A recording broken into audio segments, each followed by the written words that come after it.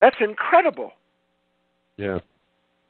So what we're getting at here is that we can begin to consciously wake up in the moment where the fear or the worry or the anger starts to surface, and instead of going along that dark, wild toad's ride, step back.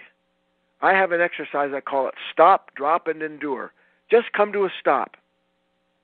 Just deliberately see that by the fact I'm about to be taken over by this reaction proves that I am only a moment away from rendering myself powerless. Because would you ask, if you found a thief in your bedroom, would you ask him to call the police for you? No. When we ask a fear how to protect us from what is frightening us, it is exactly the same thing. Sure. Fear is not intended to be our guide. Anxiety is not intended to tell us how to find a moment's peace later. All of these negative states run ripshod over us the way they do because we agree to be in relationship with them on their terms. Waking up means that I am no longer going to live on the terms of these terrible negative states. I am going to remember, and this is right at the heart of all of my work, Tom, I am going to remember that who and what I am was not put on this earth to be the servant or slave of any thought or feeling that makes me suffer, period. And if we could get that far in any given moment with the onset of a negative state, we've more than won half the battle because we have properly separated ourselves from the certainty that there's no other path other than the conflicted one that is being spread out before us. Right. Guy, can we take a call from one of our listeners? Absolutely. Okay. Dean or Jan? Hello, Dean? Hi. You have a question for Guy? I don't per se. I have a comment, or just I would like to offer my understanding of some things that he's talking about, and I guess I'm just picking up a little bit on your description in your room for Myth or Logic here, Tom, about sharing insightful discussions with our guests concerning et cetera, et cetera. That's what I'm kind of interested in doing is pursuing some of those things more, just offering different perspectives. I think at some point everybody is describing the same thing as like we're all fleas on the elephant. We're on different parts of it, and what we describe sounds different than another viewpoint, but yet we're all describing the same animal.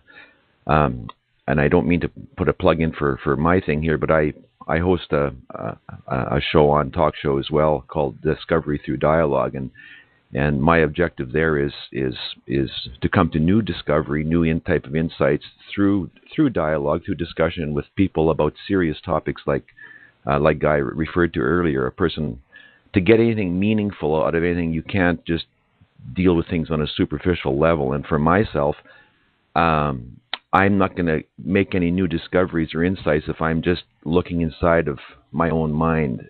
So I really appreciate and relish the opportunities to be able to have discussion with other people, and in that interaction, maybe something new arises for both of us or all people concerned. But at any rate, having said all that, a lot of the talk earlier was about fear and that, and I would like to just offer my take on it or my perception of it. And I typed it in the chat room earlier here that for me, I see that there is only one fear at the root of all of them, and that is the fear of the unknown. That whenever, like a guy was talking in terms of events and whatnot, it's not the event itself that is fearful. It's the unknown in terms of the outcome. What is going to be the outcome of that event? No, Dean, let me interrupt here for a second. Sure. You can't fear the unknown. It's impossible. That's the whole point I'm making. You cannot fear the unknown. What you fear is what your mind is painting as being the unknown. Well, perhaps, like, ultimately, like,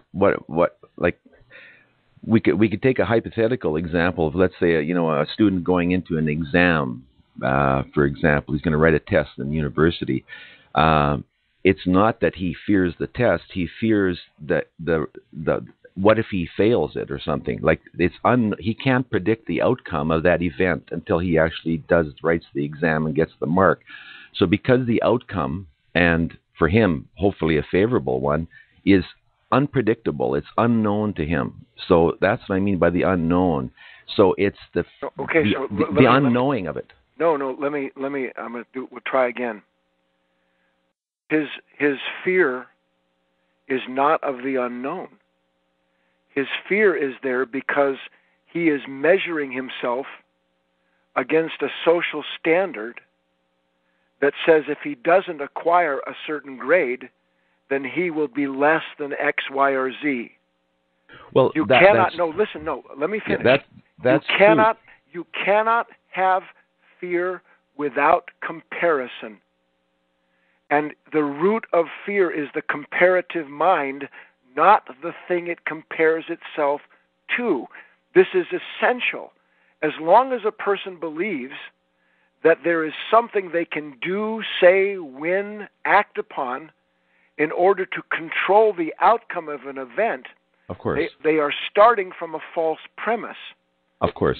The fear has its root ultimately not in the unknown, but in the idea that who and what I am is somehow measurable and belongs to some system, some constraint by which my value can be determined.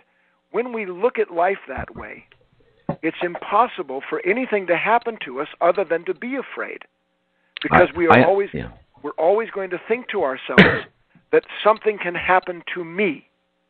Yeah, I understand that. I understand that social aspect, like that overall thing you're talking about. But just keeping it on the personal level, the individual has, like, in whether or not he's been socially conditioned to feel that he's a success only if he gets the good grades and he passes. Like, let's just stay with it in a simple personal level, and that is that he has an expectation, okay, regardless if that's a programmed thing in him, a social consciousness or whatever. I understand that. But if he has an expectation, and his expectation is, I want to succeed, I want to complete this test in a favorable way, or I want to get this job, or I want to whatever. I have an expectation, a desirous result. But because we live in the only reality there is, which is the now, in the present, he has no way of having any knowledge or assurance, unless he's highly psychic 100% of the time. Yeah, I could not disagree. Dean, listen to me. He has no way of... in the present, Dean, in the real present moment, there is no mind thinking about what's going to happen to it. In the real present moment, there is no outside self analyzing itself as though something exists apart from itself. That's the fear, always trying to become something. Now, I agree with you, it's a difficult world. We have to take the exams. We've got to go in for those interviews for jobs and all the rest of that. But the issue here is whether or not fear has any value to us, and whether we can see, as I'm saying, that if I'm actually in the present, and I don't use the word present moment, I call it the presence moment. If I'm truly sitting here in my own body and aware of myself, my mind cannot create fear because it isn't dividing itself up into where it is and what might happen to it. Of course. There can't be fear in the moment. Only the projection of a potential future will allow fear to arise. That's it. And that's why there is no unknown, because all fear of unknown is a projection. You can't fear the unknown. You project the fear that you say you want to know about. Awesome, Dean. Thanks for the question. Guy, we just got a few moments left here, and we kind of covered the meat and potatoes of all of this. how can we flip it all around?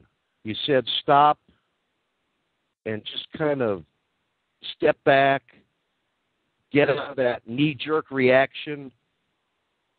What are some things we can do to transform those negative states like fear into like some power, some healing power? How do we?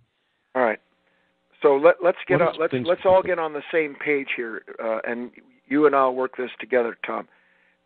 Do we agree, without exception, that any thought or feeling that steals from me the possibility of a wise, kind, compassionate, intelligent action, any thought that steals from me the possibility of being all it's possible for me to be in the moment, do we agree that that's not good for us?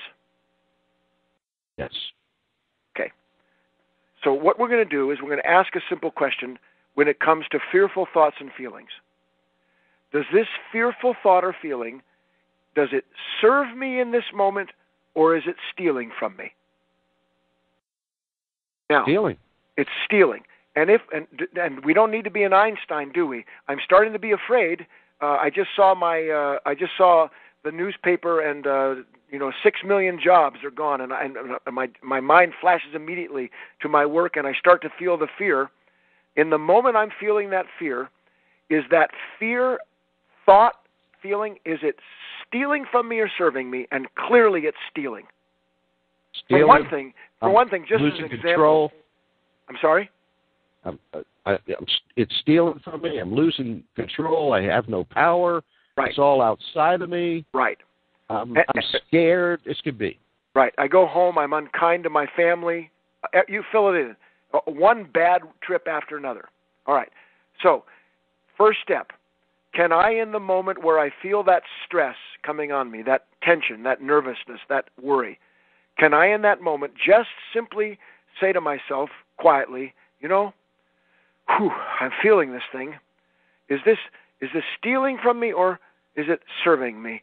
And in spite of the fact that when those fearful feelings and thoughts come, they start to tell you what you need to do to protect yourself, there's no doubt this thing's stealing from me, and then I do the following. The exercise is called stop, drop, and endure. First, come to a stop. We just described that. This thing is stealing from me. I am not going to go along with it. Here's the next important part. This is where we must be mindful. We must come aware of ourselves and remain so. The drop part of this exercise, Tom, is that as soon as I see the thief and I say to myself, the thief is going to start telling me why I need him, meaning that thought, in my life. Literally. It's going to start saying, but you know what, guy? Tom, if you don't this, right. We all know that, don't we? Right. So we come to a stop, and then we remain aware of, which is the same as dropping, all of the associated thoughts and feelings that start to pour into us as a result of that reaction nearly getting started. Right. So we stop, then we become aware of our own thoughts and feelings as they start to pour in. Now, the reason they're pouring in, and we're getting to the key part of the exercise, is because the feeling of fear, of worry, it began the moment that my mind resisted that event. That's what made me come aware in the first place of the fact of my fearful state that allows me to say come to a stop, is that I already feel these fearful feelings.